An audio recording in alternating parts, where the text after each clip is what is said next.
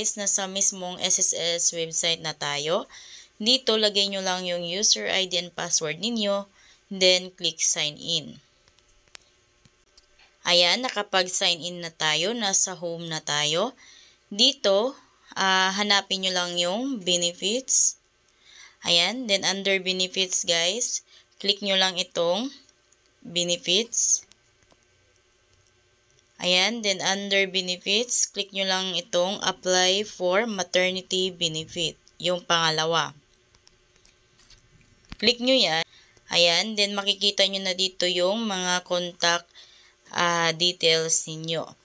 So, dito sa mga contact details, so make sure lang na updated yung email address ninyo at yung contact number ninyo para sa any update ng inyong maternity benefits application is malaman nyo yung update ni SSS regarding sa application ninyo dito. Dito, pag updated naman yung mobile number at email address ninyo, and then your disbursement account number is updated naman, so click nyo lang itong proceed. Pagka-click nyo ng proceed, dito naman kayo sa required field. Dito, ilagay nyo lang kung kailan kayo nakunan or kailan kayo nanganak.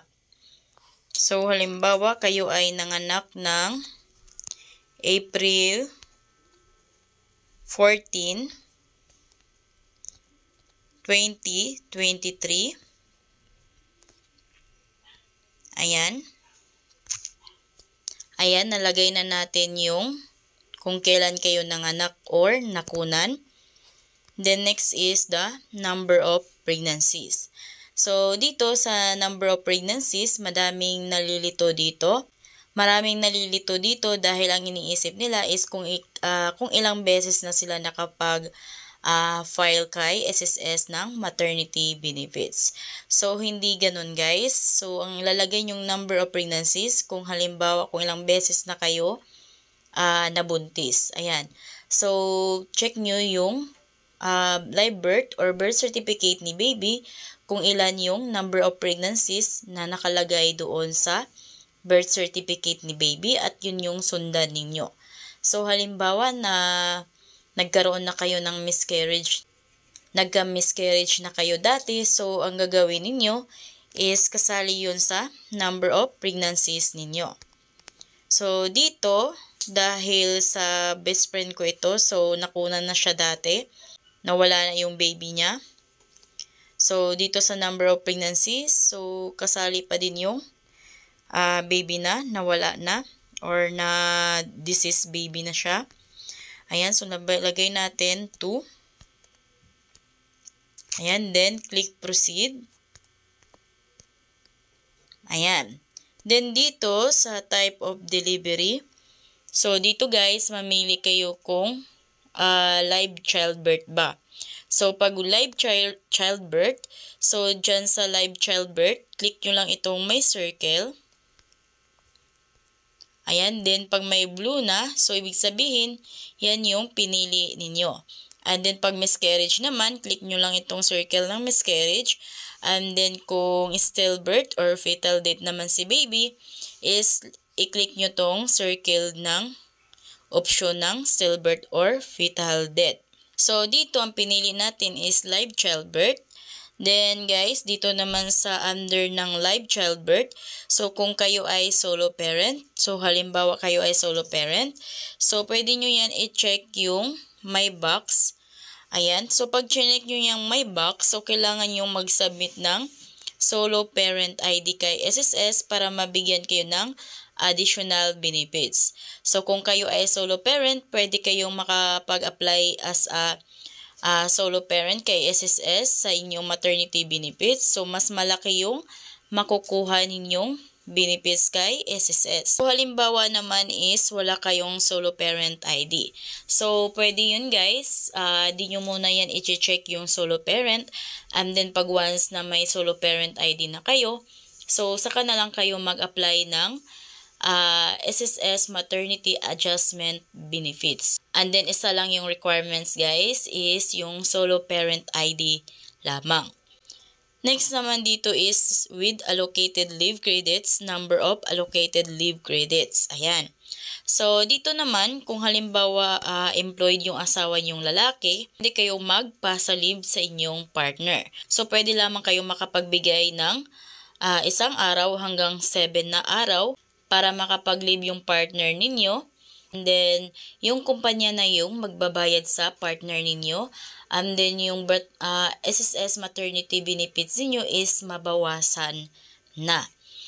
The next naman is the disbursement account. So, kung halimbawa guys, may disbursement account na naka-enroll sa inyo and then hindi updated yung disbursement na nakalagay dito, so update nyo muna yung disbursement account ninyo. Yan, after nyo ma-update, halimbawa 2 disbursement ang naka-enroll, piliin nyo yung kung alin dyan yung gagamitin nyo or kung saan ihuhulog ni SSS ang pera na makukuha nyo dito. So, halimbawa, gusto nyo sa DBP Cash Padala through Mloyler. So, piliin natin yung DBP Cash Padala through Mloyler. Then, click nyo na itong proceed. Ayan. Then, dito, as you can see, number of days is 105. Ayan. So, estimated amount of benefit is 70,000 pesos. So, mamaya ipapakita ko sa inyo kung bakit nga ba yan 70,000 pesos. So, sa required field, kailangan na natin mag-attach dito ng requirements. So, ang nakalagay dito is proof of child's birth. So, dito para makapagpasa kayo, so kailangan nakahanda na yung picture ng birth certificate ni baby. So, kung na-picturean nyo na yan, click nyo na itong choose document. Then, click files. Then, dito hanapin nyo yung birth certificate ni baby na pinicturean nyo. So, ito yon. So, make it sure lang na may tatak na yan ng local registrar para ma-approve kayo. So, kailangan may tatak na ng local registrar. So, click na natin yan. Make it sure lang guys na yung birth certificate ni baby is klarong-klaro, hindi malabo.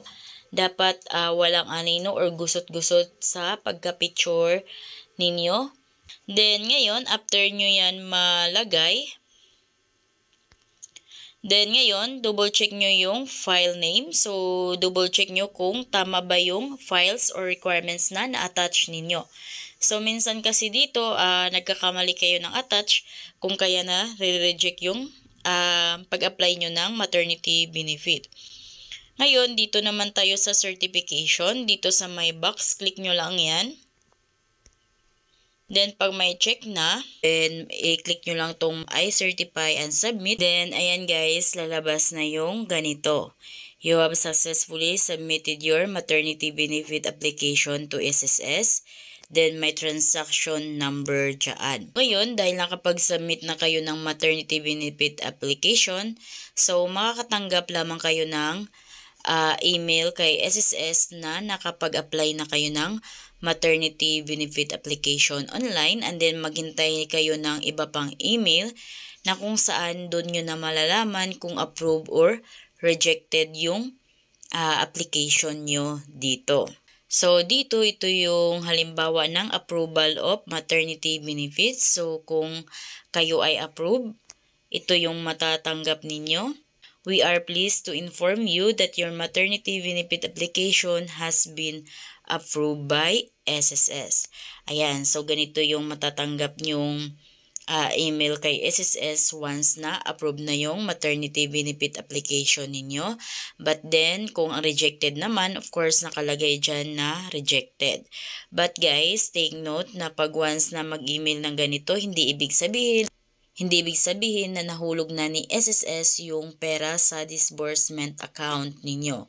So, pag once approved, maghintay lamang kayo ng 1 or 2 weeks na mahulog ni SSS sa inyong disbursement account ang pera. Inquire na lang kayo sa ATM ninyo or online banking ninyo. So, ganun lang guys kung paano kayo makapag-submit ng inyong maternity benefit application online. So, kung kayo ay bago sa aking vlog, please consider to subscribe para updated kayo lagi sa mga videos ko. Thank you for watching!